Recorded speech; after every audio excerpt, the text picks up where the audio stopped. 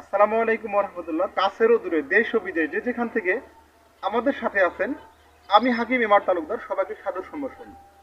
বন্ধুরা আমার, আজকে আপনাদের অতি পরিচিত একটা গাছ সম্পর্কে আপনাদের পরিচয় করে দিব।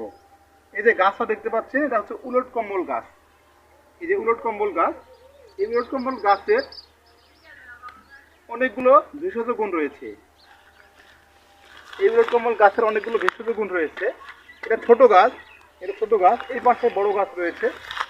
এই বড় গাছের, এই উলট কম্বল গাছের অনেকগুলো ভেষজ গুণ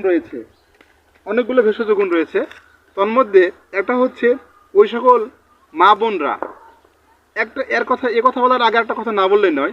এটা হচ্ছে উলট কম্বল গাছকে চিকিৎসা বিজ্ঞানের ভাষায় গাইনি ডাক্তার বলা হয়।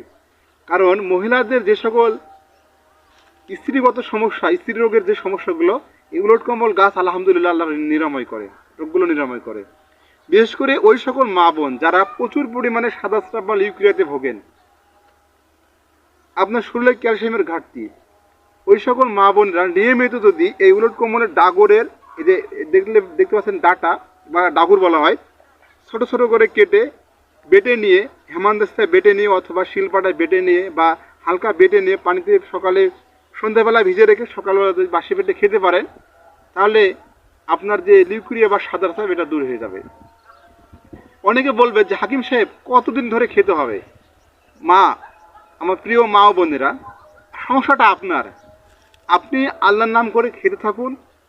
আল্লাহ চাইলে আপনার এই সমস্যাটা অতি দ্রুত নিরাময় হয়ে যাবে। তবে একটা কথা না বললেই নয়, সময়ের 1 ফোঁড়, অসময়ের 10 ফোঁড়। আপনি সময়ের কাজে সময় করেন, আল্লাহ চাইলে দ্রুত আরোগ্য হয়ে যাবেন। দেরি করেন তাহলে একটু দেরি হবে। একটা কথা না বললেই নয়, সেটা হচ্ছে যে ওষুধ খাওয়ার সুন্নাত। রাসূল সাল্লাল্লাহু আলাইহি ওয়াসাল্লাম ওষুধ খেয়েছে, আপনাকে খেতে হবে এবং ভরসা রাখতে হবে আল্লাহর উপরে।